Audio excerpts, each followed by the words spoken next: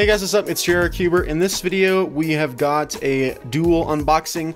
This one is from Ryan M. Cho, and this one is from Michael Beach. Ryan's got a YouTube channel that I'll be linking down in the description. I don't know about Michael, but I'll check with him before I upload this video. The reason I'm unboxing these packages together is because they all contain kind of vintage, older, harder to find rare puzzles, which you guys know I've been kind of getting into recently. So let's go ahead and start with this bigger one from Ryan here.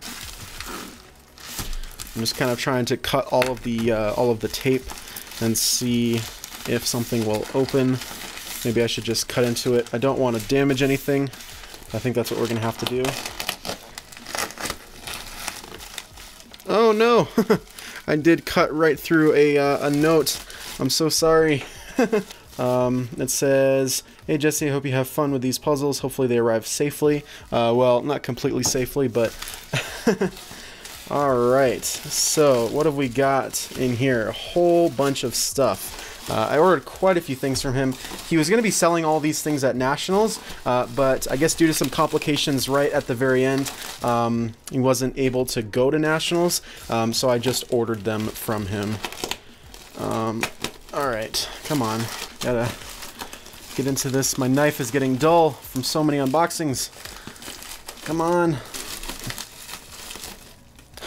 Looks like we got some Speed Cube Shop gift cards.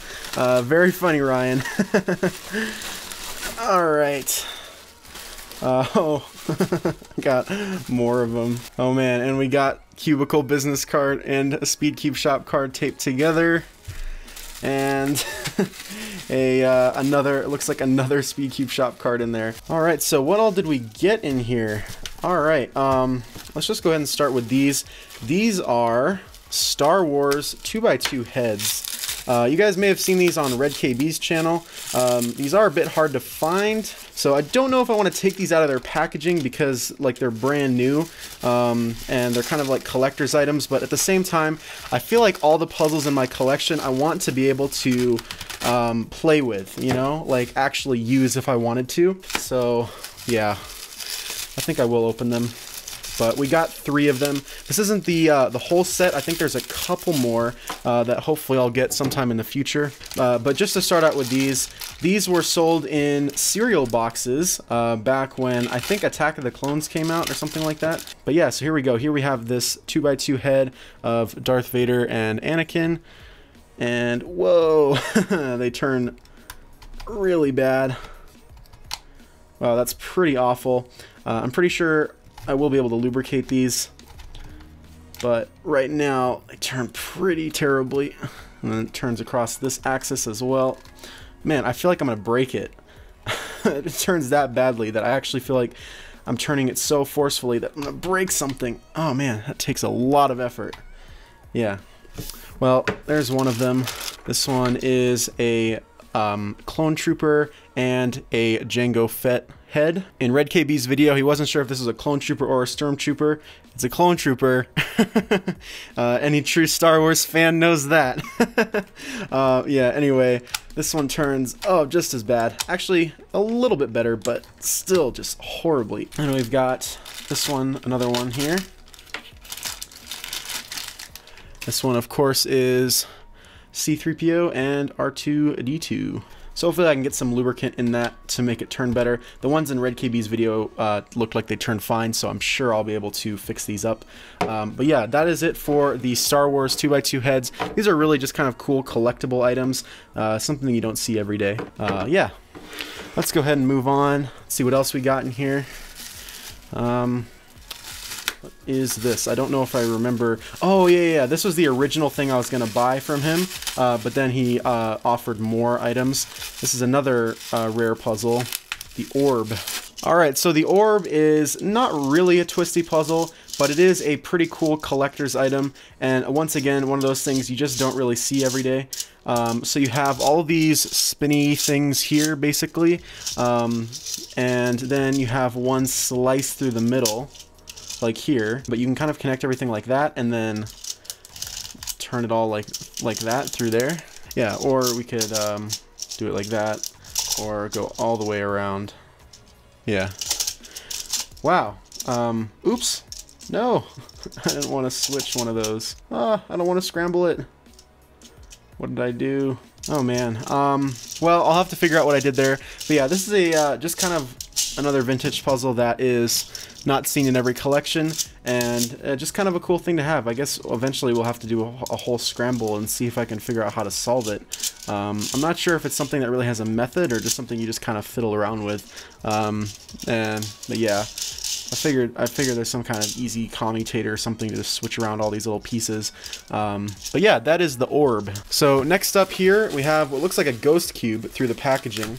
So the reason I have this, or the reason I bought this, is because I had a black and white ghost cube that I sold. I don't remember why I sold it, but now I kind of regret it.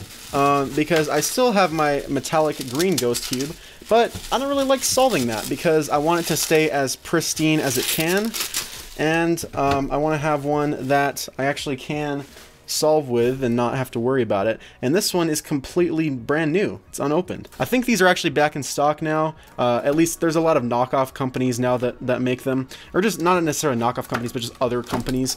But yeah, I just kind of wanted to get the original ghost cube, and I had this exact one when they first came out. So alright, here it is. Yeah, if you guys don't know, the ghost cube is a 3x3 shape mod, and it's you have to align the layers like that to get the other layers to turn. So this is its solved state. Yeah, these are really fun to solve. I just haven't done one in a while because, like I said, I don't really like messing with my metallic green one. So yeah, now I have a normal one again. I'm not going to go through a solve or anything like that. It is just a 3x3 solve, although it is the most difficult 3x3 shape mod. So yeah, this is a Meffert's puzzle, and I'm glad that I finally have a genuine, standard, normal ghost cube again. Alright, last puzzle in here is a 1980s Rubik's Cube. One of the final vintage puzzles that I am missing, and this one as well is unopened, and this one I'm a little bit more torn about whether or not I actually should open it. And I don't know. I feel like I should keep this closed, you know, as a collector's piece, but like I said, I want to be able to use every puzzle in my collection and not have anything kind of closed behind a box that I'm forbidden to touch. So I'm going to open it. Yeah, I'm not going to throw the box away, and I'm probably going to keep it stored in the box, but I am going to open it. So this is a 1980s cube, and it has the original logo, the original color scheme. You can already tell it has a Japanese color scheme. Okay, let's see, how should we get it out of here? I guess we'll just kind of pull it out. Alright, I don't want to damage this packaging. It looks like there's instructions on the inside. It looks like that was probably the original instructions that people had to use to figure out how to solve this puzzle. But yeah, this is an original Rubik's Cube. Made in Taiwan. Okay, so Japanese color scheme and all. Here's first turns on an original 1980s Rubik's brand. Oh man, doesn't really get more retro than a Rubik's brand that you can't finger trick. Look at that. Oh, wow. That is rough. Now, just think, this is this is the exact cube that everybody in the first World Championships had to use because it was the only cube that was available. Of course, you can lubricate it, and they do get a little bit better with lubrication, but the fact that someone was still able to get a 22-second time on this puzzle, pretty mind-blowing. I don't think I can even get 22 seconds on a cube like this. I would try and take a piece out to show you guys the original mechanism because it's a little bit different than standard Rubik's brands. The center pieces in particular are totally squared off at the bottom, but I'm not going to be able to get a piece out. It's also got that original logo. Wow, this is really a cool piece of history. Yeah, I will cherish this in my collection for a very, very long time. And I really want to thank Ryan for actually be willing to sell this puzzle. Even though it's, of course, it's a horrible cube, you know, it's something that I think every collector should have in their collection. And I consider myself a collector, so this is something that I just felt like I absolutely needed to have. So, yeah. Wow. Original 1980s Rubik's Cube. Very, very cool. I'm gonna see if I can get it back into this box now. I don't know if I'll be able to. Oh, there we go. It just kind of pops back in. Well, that is pretty much it. Oh wait, no. There's one more thing. I don't know what this is. Of course, the Speedcube shop logo. Man, what is this? Wow, it actually turns really nicely. Whoa. This feels like some kind of older mini 3x3, but this is a really, really nice mini cube actually. It turns super well. Anyways, that pretty much does it for this unboxing. So just to kind of recap everything that we got this Ghost Cube, the mini cube, 1980s Rubik's brand, the 3 heads, and the orb. So that's everything that we got from Ryan. There's still one more package, and that is the package from Michael. Now in here we have another vintage puzzle. So basically up to this point I have collected all of the classic older puzzles. So I have an original Pyraminx Square 1, original Rubik's Cube. This one is one that I am missing from that, and that is an original Megaminx. And that Megaminx is called the Hungarian Supernova.